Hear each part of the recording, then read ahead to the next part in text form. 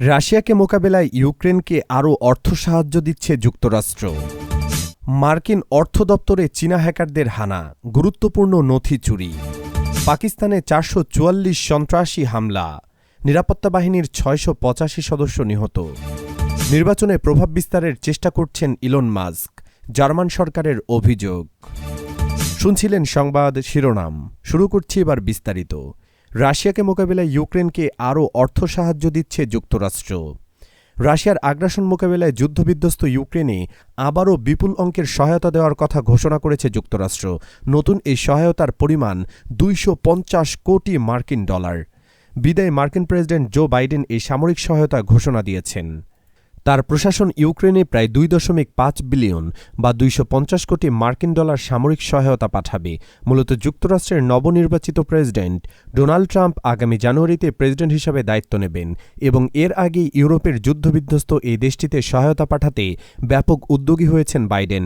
মূলত বাইডেন প্রশাসনের বিদায়ী বেলায় ইউক্রেনের জন্য বর্ধিত সাহায্যের অংশ হিসেবে এই সহায়তার ঘোষণা দেওয়া হয়েছে।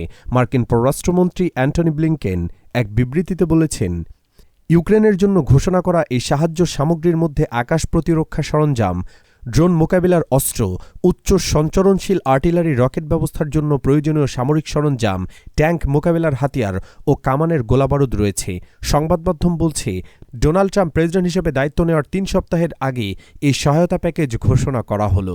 ইউক্রেনের জন্য যুক্তরাষ্ট্রের ত্রাণের মাত্রা ও স্তর নিয়ে ট্রাম্প ইতিমধ্যেই প্রশ্ন তুলেছেন, আর এতে করে ইউক্রেনের নেতাদের মধ্যে উদ্বেগ তৈরি হয়েছে যে আগামীতে যুক্তরাষ্ট্রের সাহায্য বন্ধ হয়ে যেতে পারে। এদিকে ইউক্রেনের সামরিক বাহিনী সোমবার বলেছে, দেশের উত্তর ও পূর্বাঞ্চল বরাবর এলাকায় একাধিক লক্ষ্যবস্তুকে নিশানা করে রুশ বাহিনীর ছোড়া 21টি ড্রোন ভূপাতিত করেছে তারা। ইউক্রেন বিমান বাহিনী বলেছে, রাশিয়া মোট 43টি ড্রোন নিক্ষেপ করেছিল এবং তাদের বিমান প্রতিরক্ষা বাহিনী Chernihiv, Dnipropetrovsk, Donetsk, Kharkiv, Odesa ও পোলটোভা অঞ্চলে ড্রোনগুলোকে ভূপাতিত করেছে।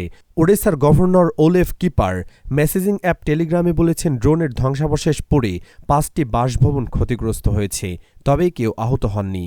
এছাড়াও খার্কিভের গভর্নর জানিয়েছেন, ড্রোন হামলার ফলে একটি ভবনে অগ্নিকাণ্ড ঘটেছে, পাশাপাশি এক মহাসড়কের কাছে একটি ড্রোন আঘাত এনেছে।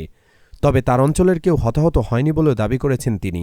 অন্যদিকে রাশিয়ার প্রতিরক্ষা মন্ত্রণালয় সোমবার বলেছে, রাশিয়া ইউক্রেন সীমান্ত বরাবর বেলগ্রোদ অঞ্চলে তারা একটি ড্রোনকে ভূপাতিত করেছে। কুরস্কের আঞ্চলিক কর্মকর্তা বলেছেন, সোমবার সকালে ইউক্রেনের একটি ক্ষেপণাস্ত্রকে ভূপাতিত করেছে রুশ আকাশ প্রতিরক্ষা। উল্লেখ্য, 2022 সালের জানুয়ারিতে ইউক্রেনের সামরিক অভিযান শুরু করে রাশিয়া। রুশ সেই আগ্রাসনের শুরু থেকেই যুক্তরাষ্ট্র ন্যাটোর মাধ্যমে এবং অন্যান্য সহযোগী দেশগুলোর মাধ্যমে ইউক্রেনকে অস্ত্র ও অন্যান্য সহায়তা সরবরাহের কাজে নেতৃত্ব দিচ্ছে। প্রসঙ্গত 2022 সালের ফেব্রুয়ারিতে ইউক্রেনে রাশিয়ার সামরিক বাহিনীর সর্বাত্মক হামলা শুরুর পর থেকে পূর্ব ইউরোপের এই দেশটিতে হাজার হাজার বেসামরিক নাগরিক নিহত হয়েছেন। প্রায় 3 বছর ধরে চলা এই যুদ্ধে ইউক্রেনের দোনেৎস্ক, লুহানস্ক, খেরসন ও জাপোরিজ্জিয়া এই 4টি প্রদেশের আংশিক দখলে নিয়েছে রুশ বাহিনী। এই 4 প্রদেশ রাশিয়ার দখলে যাওয়ার অংশের সম্মিলিত আয়তন ইউক্রেনের মোট ভূখণ্ডের 1/5। অবশ্য যুদ্ধরত এই 2 দেশের কেউই তাদের নিজস্ব ক্ষয়ক্ষতির সঠিক তথ্য প্রকাশ না করলেও পশ্চিমা গোয়েন্দা সংস্থাগুলো হতাহতের সংখ্যা কয়েক লাখ বলে অনুমান করেছেন। মার্কিন অর্থ দপ্তরে চীনা হ্যাকারদের হানা, গুরুত্বপূর্ণ নথি চুরি। মার্কিন অর্থ দপ্তরে হামলা চালিয়েছে চীনা হ্যাকাররা। চলতি মাসের শুরুর দিকে এই সাইবার হামলার ঘটনা ঘটেছে বলে দাবি করেছে মার্কিন গোয়েন্দারা। তাদের অভিযোগ, চীনা হ্যাকারদের বেশ কিছু গুরুত্বপূর্ণ নথিও চুরি হয়েছে। খবর বিবিসি ও ডয়চে ভেলের। মার্কিন গোয়েন্দারা দাবি করেছে, ডিসেম্বরের শুরুর দিকে চীনের হ্যাকাররা মার্কিন অর্থ দপ্তরের গুরুত্বপূর্ণ নথি ঘেঁটে দেখেছে। শুধু দেখেছে নয়, বেশ কিছু নথিও তারা চুরি করেছে। চীনের সরকার ওই হ্যাকারদের নিযুক্ত করেছে বলে অভিযোগ। প্রতিবেদনে বলা হয়েছে, এই ঘটনা প্রমাণ করে দিয়েছে যুক্তরাষ্ট্রের গুরুত্বপূর্ণ দপ্তরে সাইবার নিরাপত্তা যথেষ্ট নয়। তবে হ্যাকাররা কি কি নথি চুরি করেছে, কতটি ওয়ার্ক স্টেশন তারা হ্যাক করেছে, সে বিষয়ে এখনও পর্যন্ত কোনো তথ্য দেওয়া হয়নি। এছাড়া এই ঘটনায় মার্কিন কোনো নাগরিক জড়িত কিনা তাও স্পষ্ট করে বলা হয়নি। তবে জানানো হয়েছে, একটি বিশেষ সফটওয়্যারের সাহায্যে মার্কিন অর্থ দপ্তরের কম্পিউটার হ্যাক করা হয়েছে। যে সফটওয়্যারের সাহায্যে এই কাজ করা হয়েছে তা চীনের সরকারের তৈরি। হ্যাকাররা এখনও মেশিনগুলি হ্যাক করে রেখেছে কিনা সে বিষয়ে কোনো তথ্য দেওয়া হয়নি। এ নিয়ে মার্কিন গোয়েন্দা সংস্থা FBI তদন্ত করছে বলে জানা গেছে। গত কয়েক বছরে চীনের বিরুদ্ধে একাধিকবার হ্যাকিংয়ের অভিযোগ করেছে যুক্তরাষ্ট্র।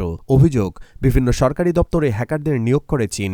এমন ঘটনা বারবার ঘটানো হয়েছে বলে দাবি যুক্তরাষ্ট্রের। তবে ওয়াশিংটন অর্থ দপ্তরের সাইবার হামলার অভিযোগ অস্বীকার করেছে ওয়াশিংটন ডিসিতে নিযুক্ত চীনা দূতাবাসের এক মুখপাত্র। তিনি দাবি করেছেন, কোনো ভিত্তি ছাড়াই এমন অভিযোগ করা হয়েছে। পাকিস্তানে 444 সন্ত্রাসী হামলা, নিরাপত্তা বাহিনীর 685 সদস্য নিহত।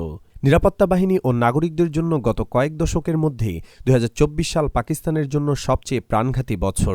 দেশটিতে এবছর 444টি সন্ত্রাসী হামলার ঘটনা ঘটেছে। এতে দেশটির নিরাপত্তা বাহিনীর অন্তত 685 জন সদস্য নিহত হয়েছেন। মঙ্গলবার 31 ডিসেম্বর পাকিস্তানের প্রভাবশালী পত্রিকা ডনের এক প্রতিবেদনে এই তথ্য জানানো হয়। প্রতিবেদনে বলা হয়েছে, এবছর হামলায় পাকিস্তানে বেসামরিক ও নিরাপত্তা বাহিনীর সদস্যসহ 1512 জনের প্রাণহানি ঘটেছে। এটি গত এক দশকের মধ্যে দেশটিতে সর্বোচ্চ। প্রতিদিন দেশটিতে অন্তত 9 জন নিহত হয়েছেন। সবচেয়ে বেশি প্রাণহানি ঘটেছে নভেম্বর মাসে। পাকিস্তানের খাইবার পাখতুনখোয়ায় বেশি হামলা ও সংঘাতের ঘটনা ঘটেছে। Centre for research security studies CRSS তাদের বার্ষিক প্রতিবেদনে বলেছে, 2024 সালে সংঘাত সংশ্লিষ্ট 2546 জনের প্রাণহানি হয়েছে। আহত হয়েছে 2267 জন। এদের মধ্যে বেসামরিক নিরাপত্তা বাহিনীর সদস্যরা রয়েছেন। সাম্প্রতিক বছরগুলোতে পাকিস্তানের নিরাপত্তা বাহিনীর উপর হামলার পরিমাণ বেড়েছে।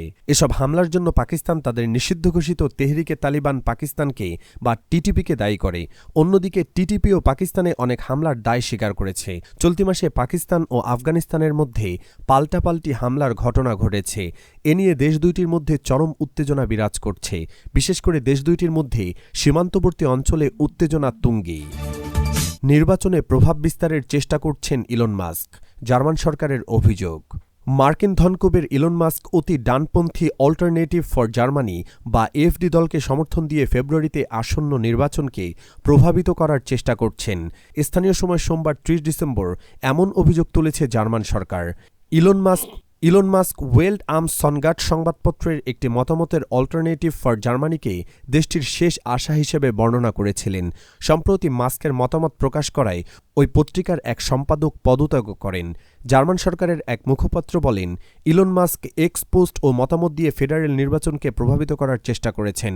যদিও উল্লেখযোগ্য বিনিয়োগের কারণে জার্মানির রাজনীতিতে প্রভাব রয়েছে বিশ্বের সবচেয়ে ধনী ব্যক্তি ইলন মাস্কের। চ্যান্সেলর ওলাফ শলসের নেতৃত্বাধীন জোট সরকারের পতনের পর 23 ফেব্রুয়ারি অনুষ্ঠেয় পার্লামেন্ট নির্বাচনে ভোটের প্রস্তুতি নিচ্ছে জার্মানরা। গত 20 ডিসেম্বর ক্রিসমাস মার্কেটে ভিড়ের মধ্যে গাড়ি উঠিয়ে 5 জন নিহত হওয়ার পর ইলন মাস্ক শোলজের পদত্যাগের দাবিও জানিয়েছিলেন। অতি ডানপন্থী অল্টারনেটিভ ফর জার্মানি বর্তমানে জনমত জরিপে দেশটির দ্বিতীয় স্থানে রয়েছে। এছাড়া আরেকটি ডানপন্থী রক্ষণশীল দল এই জরিপে শীর্ষে রয়েছে। ক্ষমতা থাকা মধ্য ডান বা মধ্য বাম সংখ্যাগরিষ্ঠতা নির্বাচনে ব্যর্থ হতে পারে।